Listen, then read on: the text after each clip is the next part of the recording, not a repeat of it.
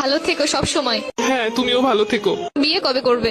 জানি না আদৌ কপালে বিয়ে শাদী আছে কিনা। তোমার বউকে বলে দিও আমি যেই হাত ধরেছি ওই হাত যেন না ধরে। তোমার জামাইকেও বলে দিও আমি যে গালে কিস করছি ওই গালে যেন আর কিস না করে। আমরা যে জায়গায় দুজন মিলে ঘুরছি তুমি তোমার বউকে নিয়ে ভুল সেই জায়গায় আর যাবা না। বউয়ের মন রাখতে মাঝে মাঝে যেতেও হতে পারে। তুই নেই মাত্র কইলে তুই আর বিয়ে করবি না। এটা তো তোমার কথায় কথায় বললাম। তোর স্বভাব আমি ভালো করে জানি, আমি তো তোর কথা উনানে লেগে কইতেছিলাম।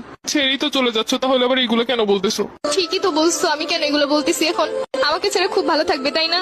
ভালো তো থাকতাম, কিন্তু এই 2-3 বছরে তো হাজার হাজার টাকা খরচ হয়ে গেছে আমার। ঘুরতে গেলে গাড়ি ভাড়া তো আসি, ফুচকা খাওয়ানো, চটপটি খাওয়ানো, আইসক্রিম খাওয়ানো, এইগুলোর পিছনে যত টাকা গেছে আমার। কষ্ট পেও না, যখন জামাই হবে টাকা পয়সা হলে তোমাকে সব শোধ করে দিব। তোমার কিন্তু মাঝে মধ্যে এমবিও বইটা দিতাম আমি। হ্যাঁ ঠিকই বলছো, আমি তোমার কাছ থেকে নিতে চাইছিলাম না, তুমি আমাকে জোর করেই দিছিলা। তখন তো বুঝি না এগুলো সব লস হয়ে যাবে। আচ্ছা জামাই হলে ওটাও শোধ করে দিব, টেনশন করো না। ঠিক আছে, এগুলো শোধ করে দিলে আমার আর মনে কোনো কষ্ট নাই। শুধু নিজে যা যা করছো তাই ভাবলা, আমি যে কি করছি সেইগুলো মনে নাই।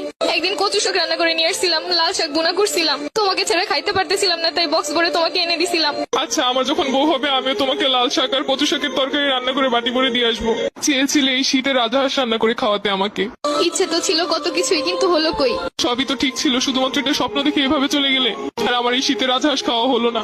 শুধু কি স্বপ্নই? তুমি যে একটা মেয়ের দিকে তাকাইছিলে 2 মিনিটের জন্য, সম্পর্কে শুরুতেই বলছিলাম কোনো মেয়ের দিকে ভুলেও তাকাবা না। তুমি শুধু তাকানোটাই দেখলে, কিসের জন্য তাকাইছি সেটা তো একবারও জানতে চাইলে না। ওই মেয়েটার অন্য গাড়িতে পেঁচে যাচ্ছিল, আমি মেয়েটাকে বাঁচানোর জন্য ওকে ইশারা করে